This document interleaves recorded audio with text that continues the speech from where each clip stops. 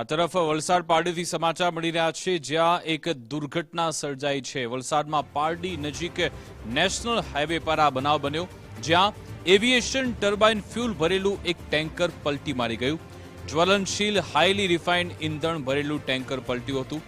ટેન્કરમાં leakage થતાં હજારો litre ATF highway પર ઢોળાયું। પારડી મામલતદાર સહિત ઉચ્ચ અધિકારી ઘટના સ્થળે પહોંચ્યા। મોટી દુર્ઘટના ન સર્જાય તે માટે પગલાં લેવાયા। એવિએશન ટર્બાઇન ફ્યુલનો વિમાનમાં ઉપયોગ થાય છે।